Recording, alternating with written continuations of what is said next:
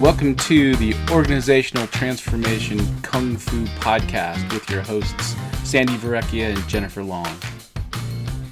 Welcome, everyone, to our latest edition of Organizational Kung Fu. I'm Sandi Verrecchia, Master Coach and Strategist from Toronto, and I'm here with my good friend, Jen Long, Master Coach and author from Colorado. Hey, Jen. Hey, Sandi. How are you? Wonderful. So happy to be here again today. Me too. We want to remind everyone why we chose OT Kung Fu as our podcast name so many years ago. Both Jen and I work with many organizations, and what we found is that organizational change takes time and it takes patience. And just like the ancient art of Kung Fu, in order for organizations to truly transform, they need the discipline of patience, energy, and time. And that's what we talk about on our podcast. So we have covered many topics relative to coaching and business and human resources over the last few years. But today we're super excited to have a really special guest on our show, Reut Schwartz-Hebron. I knew I was going to do that. Reut Schwartz-Hebron. Hebron. There we go. Okay. Reut Schwartz-Hebron is a certifying partner with the Key Change Institute out of San Diego, California.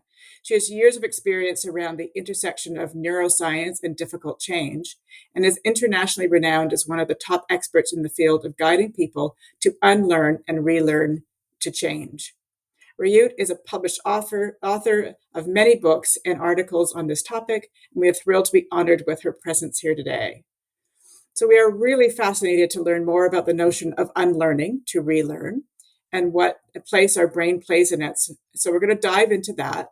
But since we're also coming off the heels of Jen's successful book launch, Own Up, we'll also be focusing today on the neuroscience of accountability. Welcome, Reut.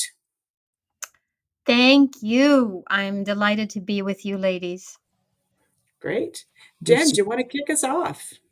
I do want to kick us off. I'm super excited because we're putting together two pieces of information that I am very fond of: neuroscience and accountability.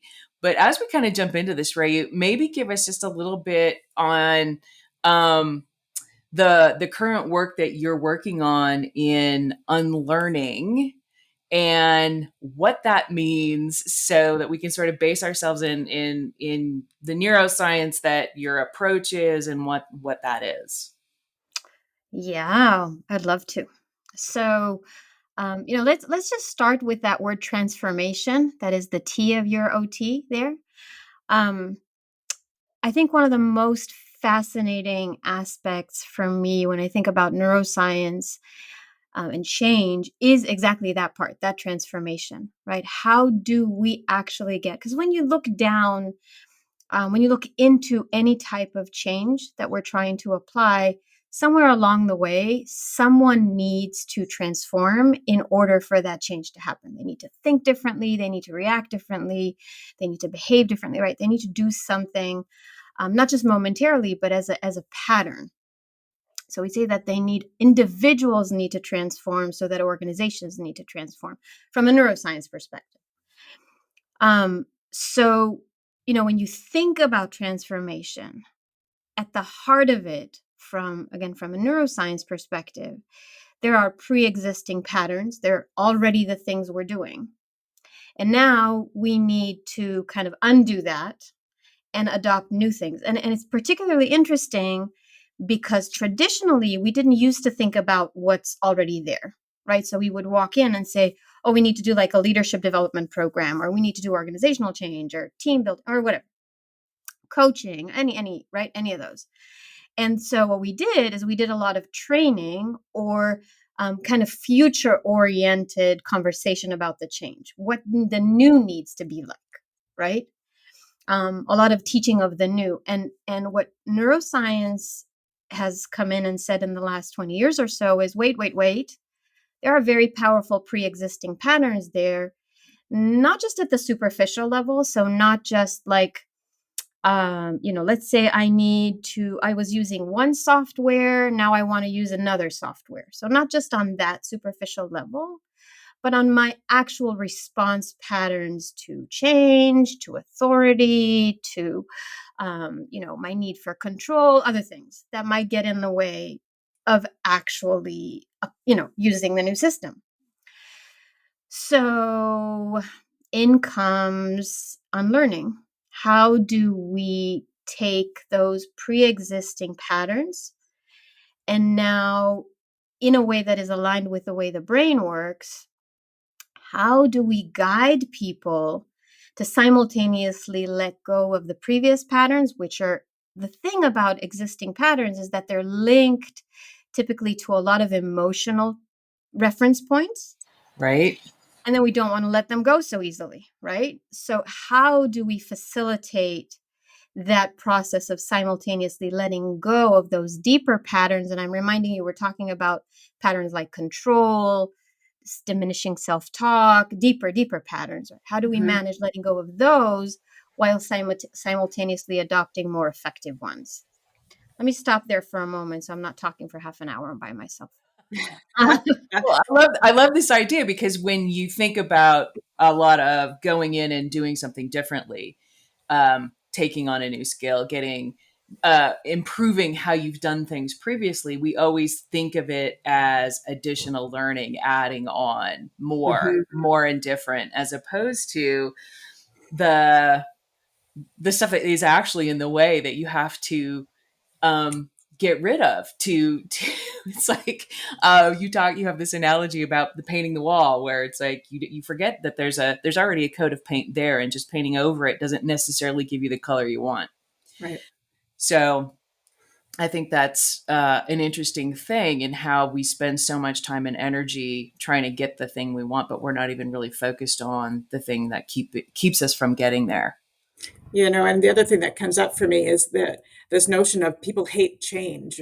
Nobody likes change. And you write it in your book, Jen. It's not just about people not liking change. It's perhaps they don't know how to change, right? They're not given the tools to redirect the river as you have in Reut in your book of how do you change the patterns that are already there. Yeah, and maybe one of the biggest things that we need to change that we often don't take into account is how we interact with change, right? That often needs to be unlearned in its own right. Mm-hmm. So if you're coming to me and you're even just with just a new idea, I know people in my life that you just in my very close life, who you just come to them with a new idea and their instant reaction is no. First they say no, then they can process and then they can come to it. Or there's all these deeper patterns of how we interact with something new, even if it's good for us. Mm-hmm. So, and definitely, how we interact with something, a lot of times something we really, really want, but we have all these patterns that are kind of counteracting moving forward. So how do we really look at, and we call this, from a neuroscience perspective, we talk about all of this as resistance, those underlying patterns. And a lot of it is also completely subconscious. So just the kind of the shutdown that we go through, a lot of people talk about it more, like the fight and flight and, all those kind of fear reactions. It's much more nuanced than that from a neuroscience perspective. So it's not that cut and dry, but you have a lot of reactions to change that are making it very difficult to move forward. Again, I'm just talking about from the brain perspective. Mm-hmm. Right. And then, yeah, sorry, go ahead. Well, it just made me think of there's this guy, Don Miller, who wrote a book he's a marketing guru, StoryBrand. And he has this analogy around the use of energy, right? So this resistance is when you're trying to, and you talk about it as motivation, when you're really motivated to do some stuff and you have to expend this energy, that the brain is really good at about it being efficient, right? That, and he puts it in terms of when you talk to somebody and you hand them a bowling ball, and as you're explaining things more deeply and more understanding, you hand them another bowling ball. And so as you're trying to capture their attention and their interest, at the same time, you've handed them all these bowling balls. And at one point you just can't hold any of the bowling balls anymore. And he draws that analogy in terms of your brain just doesn't want to expend that much energy to understand or learn or do something different. And so I don't know if I'm even on the right track, Ray, but that was what came into my mind as I thought about resistance and as I thought about why the learning and the unlearning have to, as you get something new, the unlearning is the release of some of the bowling balls of how much energy your brain has to expend to do something differently. Yeah. Except, yes, except, here's the tricky part. Those old balls, Uh-huh. those old bowling balls, they're not the brain doesn't want to let go of them easily because they're already tied to a lot of emotionally invested Right. past reference points. So if I did something even that is no longer effective, right? Let's say I'm very aggressive in my responses when someone attacks me instead of being able to kind of pull back and reflect and answer in a more thoughtful way, right? I'm very I push back. If I have reference points from the past that this has protected me or in some way led to success or in some way is attached to my um my ego and how I define myself, and I can go on and on in terms of things it can tie itself emotionally to and feel like it's important to me. Now I'm invested in it emotionally. I'm not just, if you introduce a new ball, I'm not just going to let go, even if it's better for me. It's better for my bowling because it's my right, the right weight for me, the right, friction, whatever. I don't know enough about bowling, but you know, let's say it's like a great new ball. It's perfect for me. And it's really time for me to let go of the old. But I don't want to let go of those links to those past emotional references. So Mm-hmm. now what? Ah, Yeah. very good. So the emotional drive. I'm sorry, Sandy, go ahead. Yeah, I was going to just say from a coaching perspective, this is so important, right? We're all often helping people identify those things that are either holding them back or not serving them, and helping them reframe and move in a different direction, right? Some of that agility to change a little bit, but helping them get to that point where they've recognized those things, the things that need to change. Some can be difficult for people to really tap into what's going on in their own brain. Right. So I'm layering this onto accountability, right? So one of the resistances, right, or that I talk about in my book, or the whole thing about the emotional energy we have around just the idea of accountability and the conversation itself, right?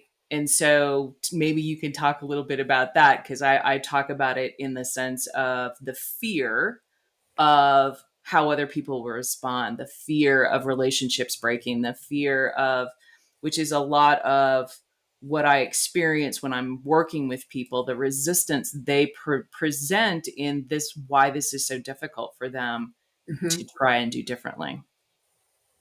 Yeah. And everything you said, and from a neuroscience perspective, we actually kind of split it between looking at the internal accountability of the person who's changing and external accountability that could be provided, say, by a coach or by what we call an accountability partner. Um, and just a quick in parentheses here to say that, again, in our work, we separate between people who we call coachable, meaning that they can just work directly with a coach and they don't need an external accountability partner because they have enough internal accountability, but even much, much more importantly, they're vulnerable enough so that in a moment that accountability needs to be called in, it could be introduced. I hope I'm making sense. Mm-hmm. So, because if they're not vulnerable enough, sometimes people don't pay attention that they're not accountable. But if you can use a moment of coming in, stepping in, and bringing up enough vulnerability in them where they can acknowledge it, then you're good. You can just do this with a coach, and you're good. But if there's not enough vulnerability there, then we separate those people into a group. We lovingly call non-coachable, which means that a coach alone is not enough. We're going to need an accountability partner, because when you reach a moment where they themselves don't hold themselves accountable, we're going to need to use their vulnerability, and it's not going to be there. So we're going to need someone external to hold them accountable. That makes a lot of sense. But I want to talk about accountability from the neuroscience. Or what does the brain think about the word accountability? Because in work settings, the people that I'm dealing with, and Jen, I think you probably find the same, it's often a very negative word. So just having an accountability, talking about accountability, throws people into a tizzy. So what's ingrained in all of us to say that accountability is a bad thing? Yeah, and I think let me take a step back, and let's just define accountability from a neuroscience perspective first, because I think we might be using that word slightly differently. So when I say accountability, I mean that you're experiencing discomfort, and you're working through it, and you're moving forward. That to me is accountability. So you see how it could be internal. I could be working through I'm feeling the discomfort. I need to clean my room. I really don't feel like it, but I know it's important for my mother that my room is clean, so I'm going to clean my room, even though I'm not comfortable with it, and I don't like it, and I don't want to do it, right? That's accountability if you're working through your own discomfort internally. And then externally, if you yourself don't do it on your own, then someone can support you. And it's not, again, I love what I have heard and read, how Jen defines it. It is not at all punitive, except in the very, very end of the process. If external accountability completely fails and there's absolutely no other choice, then there are consequences, like Jen says, at the very end. But the idea of external accountability is to help pull you. It's like helping someone climb a mountain, giving them a hand, to climb up the mountain, because the understanding is that you're going to feel discomfort as you're dealing with this unlearning, right? And so let me guide you, let me be of support. And some support is not pleasant. That's okay. But let me be of support to you to bring you up the mountain, even though you'd rather just sit at the pool or at the lake at the bottom of the I want the mountain. easy thing. I don't want to expend any energy. No. So yeah, I'm getting a real the idea of this always starts with you. This is change, accountability is begins with you first and foremost, and that discomfort is, I think, that self-reflection, right? And that understanding and that willingness to really dig at what's going on for you, and maybe from the emotional connections that you've got around whatever your issue is, whatever the thing is that you're working on. Yeah, from an internal accountability perspective, exactly. Yeah. Exactly. From an external accountability, now we're talking about the same thing you said, but now what's happening with the person who needs to hold the other person accountable in their internal world. How do I feel about setting boundaries? How do I feel about, telling you and negotiating with you something that I know is going to make you uncomfortable? Am I too harsh? Am I too soft? So we can look at it from the perspective of the person who's going through the change. That's one angle of accountability that we need to take into account. The other angle of accountability, especially if we're talking about, it's actually always true, because coaches themselves need to have all these accountability skills, external accountability skills, right? They need to facilitate accountability, even for coachable individuals.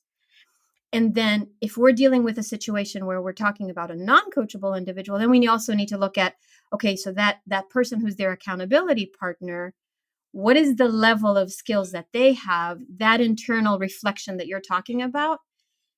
Are they ready to hold someone else accountable? And if not, then we need to prepare them to do that properly, well, effectively. Yeah. Well, Talk a little bit about that. So like maybe walk us through an example of how that works from how you do the work. Yeah. So if you're working with a coachable individual, right? And, um, you know, this can happen. Let's start with just the accountability as you're going through the transformation, because there's also accountability in the goal setting part. And we can talk about that separately. That's a little different. But as you're going through the transformation itself, let's say I'm giving you an assignment. As I'm working with you as a coach, you're a coachable individual. I'm giving you an assignment and you don't do it, or you do some of it, or you don't do it according to the instructions, or right, you just Okay. something about it is That's off. what is right, what is my level of comfort with your discomfort that I can facilitate this negotiation now. Me as a coach, how do I now negotiate with the fact that you didn't do what we had asked? And how do I and based on that emotional savvy that I either have or don't have, how do I then present this to you and how do we negotiate it? Right? So that would be a coachable individual. If you're a coach and you're working with a non-coachable individual, you are not in a position to hold that person accountable because they're not vulnerable. So when you reach a point that you need to negotiate accountability, they'll just say, I didn't have time, or this assignment is stupid, or whatever. They're not gonna be able to say, yeah, you're right, I really was frustrated by this. There's that part doesn't come. It's not present, it's not accessible. So now, and you're not in a position as a coach to say, well, you have to do this. They don't owe you nada, right? Um so the function of the accountability partner then becomes the person who needs to do that negotiation with them. And as a coach, you need that accountability partner. So that usually is, if we're doing like life coaching, people who I certify who do life coaching, they will draw on a family member or a spouse, or someone who can hold this individual accountable. Most of our work is in the corporate world, or in the work environment. So usually there we will look for a manager or a leader who is willing to step in and take the role of the accountability partner. But in many, many, many, many cases, that manager who's supposed to be the accountability partner, the first sign of discomfort, or the first sign that this non-coachable person says, no, I didn't have time, or I think this is stupid, or oh, I hate working with Reut, she is so she's I don't know, she's too nice, I don't know, I don't like her. The first sign of that, and they go talk to their manager, and the manager says, yeah, well, maybe we'll just find you another coach. Or, yeah, okay, well then, try again next week. Rather than saying something like, okay, let's talk about it. So we talked about the fact that this process is going to be uncomfortable. And let's look at what's actually happening that you're not being able to do the assignment that Ray gave you, right? So hopefully that makes sense. I'm kind of going on and on. Yeah, but it's really in the moment, isn't it? Right. And so from a coach perspective, they have to be in the moment to understand whether they're in that position to negotiate or not. And if they have the skill set, if the trust is there, the vulnerability is there. So what advice do you give to people that are going down this journey, that are trying to hold people accountable to things, but maybe don't know whether they have the skills or not? Don't know if the client has the skills or not. Don't know if the client Themselves can. or the client, because in the moment, each person is tapping into their life experiences a little bit, right? As to how they react. Yeah. So I think first the responsible thing. Let's start with the responsible thing. If a coach doesn't feel that he or she or they have, the ability to hold clients accountable, effectively, and that's creating stress, or it's creating anxiety for them, or they feel like they need to be kind of more in control of the outcome of what the client's going through. They're more invested in the outcome of all those things require personal development, right? So a coach that's not feeling comfortable with these challenges, the responsible thing, we have people's lives in our hands, and I feel the responsible thing is to go, get get better, go get master those things. Totally. You're facilitating another person's journey. So and in terms of identifying if the client that you're working with has the capacity to deal effectively with being in a coachable space, meaning that you don't need an accountability partner, you can work with them, you really need to examine their vulnerability. And what I mean by vulnerability is, so I'm from Israel, and in Yiddish we call the inners parts of the intestines and the deep inner parts, we call that kishke. So what you want is you want that person to be willing to kind of pull out their kishke, put it on the table, and poke at it and be okay with it. Not fall apart, not feel threatened. It's not comfortable, yeah. It's Right. not comfortable thing to do, but you want to be able to say things that they're not comfortable, and you want the reaction to be, I don't feel comfortable with that. Let me think about that. That's perfect. And if you don't get that, if you get a lot of pushback, if you get a lot of dismissal, if you get a lot of disagreement, that's not true. I'm totally vulnerable. I'm totally in touch with my emotions. If you get a lot of like that kind of pushback, then you really need to consider if the model that you're working with is the right model. A traditional coaching model from a neuroscience perspective only works for coachable people. Right. Right. So the willing to examine, the willing to be uncomfortable, the willing, because we always go into the coaching experience with you have to be willing and you have to be courageous. You have to um, be willing to examine all of these things that come up for yourself. And if you're, to me, that's the embodiment of the whole experience is if you're not uncomfortable, you're not learning. And so now you're not learning or unlearning, as the case may be, to take a shift. Yeah. Yeah. And add to that all the subconscious rewrites that we have. Totally. And the biased truth that we tell ourselves about ourselves. So even if you're working with a coachable individual, and that's why I mentioned that it's going to be very different in the goal setting phase.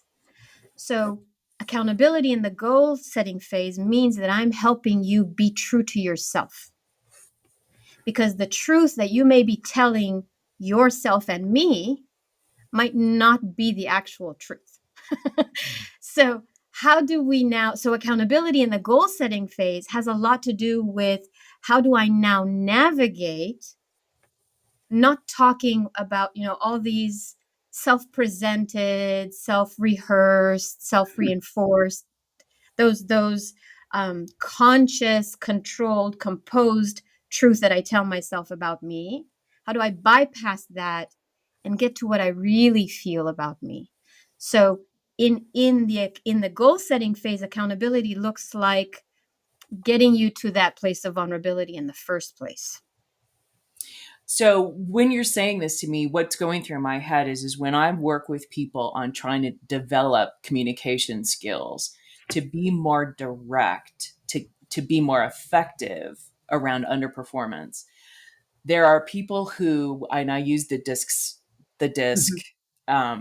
personality styles as an additive so that people can start to understand why an S has certain resistance around the skill set because they're very wary around too much change too quick, and they're very wary around breaking relationships, this whole harmony kind of vibe that they have.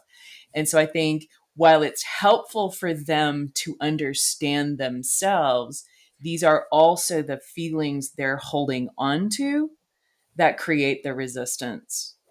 Am I getting that right? Yeah, yeah. Totally. Yeah.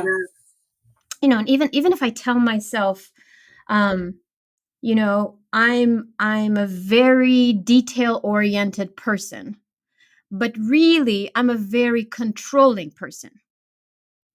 Yeah. Or if I tell myself, oh, I'm very much results oriented, but really what's going on is I don't value other people's choices. So do you see how we can make truths about ourselves and the way we define things that are not always true, and to kind of peel that and discover the key. Again, I'm constantly talking from a neuroscience perspective. The key is to now start talking to the person's subconscious rather than our kind of rehearsed, aware, composed self, which is our conscious mind. So as soon as you start talking to, and this is what, there's methodologies like NLP and many others that teach you how to engage that part of the brain. And as soon as you do, there's a gap between the conscious talking and the subconscious talking, and you can start cross-referencing them and giving the person, coachable person, tremendous amount of reference to kind of go like, wait, that doesn't match, does it?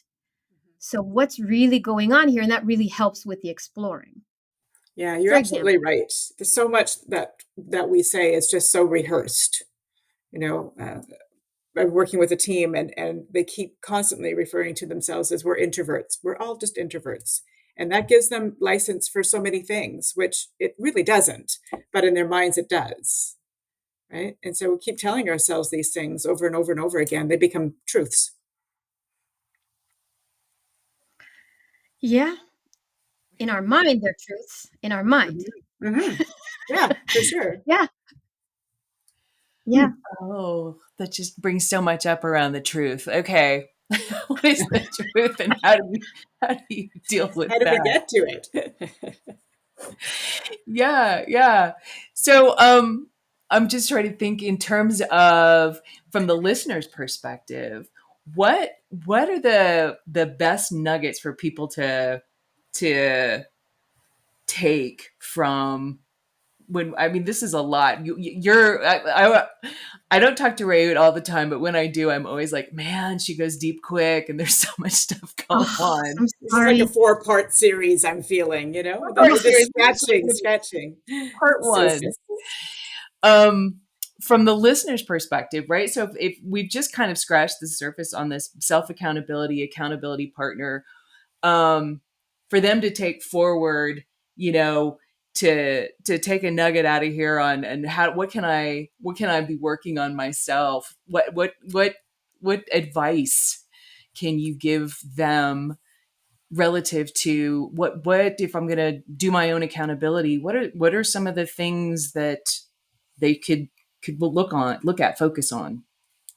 So if a coach wanted to develop greater mastery of holding other people accountable, Hmm. Great. yeah. Yeah. So a few things, like I said, and let's look at the goal setting stage separately from the rest of the transformation, because those are different. So if we're, like I said, if we're talking about the goal setting, we want really to kind of compare the conscious and the subconscious and cross-reference them. And the best way to do that, to talk to the subconscious mind, is we use a circle of 3 techniques. So we ask for examples, we try to identify patterns in the examples, um, assuming that the examples are telling us something else than the conscious mind told us. And then finally, we create theories and we test them. So, and we keep going in circles like that. Mhm. More examples, more listening. And the reason we're asking for examples is, if you're telling me I'm detail oriented and I say, oh, can you give me an example of what that looks like? Now I'm really listening. is the example an illustration of being detail-oriented or something else? And if it's something else, can you give me another example? Because I want to hear it again in a different context. Now I can start creating patterns and understanding, you know what, that's actually not being detail-oriented, it's being controlling. So I can hear it in your example much more than, because if you self-analyze, you're going to tell me what you think it is. But if you give me an example, I can actually hear it in action, and then I can pick up on the subconscious, on what the subconscious is telling me is actually happening. So that's for the goal setting is probably the best nugget I could give you that is so, so powerful. When we're looking at the transformation itself, just to give you like a quick takeaway, make sure you have assignments. And because many coaching processes and change processes don't have assignments for the people who are supposed to change. Make sure there are assignments, because if there are no assignments, there is nothing to resist. And if there is nothing to resist, there is no opportunity to practice accountability.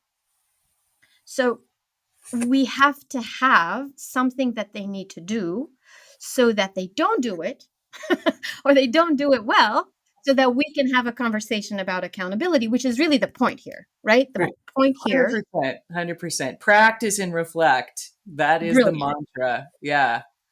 Because that whole assignment thing, and I think that's the ticket, right? As soon as you get off the phone, get out of the meeting, leave the room, Done. That's either they're going to act on it or they don't act on it, and behavior is always going to betray what's really happening, where you really are. That's fantastic. Well, we're at 35 minutes, so I think we got to wrap it up there. And those are really, really great nuggets. And we're going to have you back again, Reut, and dig into some other stuff, because I do think that from a transformational thing, your work on this and how the brain really works, and how do you work with the brain as opposed to against it to gain traction in transformation is huge. I would love to. So we'll have a shenanigan scheduling session again to get it all going. All right. Well, Sandi, have you got any parting comments? No, I just think, for our listeners is to take away those nuggets and work on them. And, part 2 will be coming your way soon. I appreciate you taking the time today and telling us, kind of letting us understand a little deeper the impact of the brain and the need to unlearn our past behaviors so that we can learn future behaviors. And, a takeaway for me is that whole training is one piece of it, but, our brain is such a huge part of anything that we're going to do differently in the future. And we have to be courageous, and we have to live in that discomfort to change. So thank you for that. Thank you, ladies, so much. Thank you for creating this space. Deeply, deeply grateful. All right. That's it for us. We'll see you on our next episode. Bye. Thank you for listening, and please visit Sandi's website at satoriconsultinginc.ca. That's SATORI consultinginc.ca, and Jen's website at managementpossible.com. Thanks again.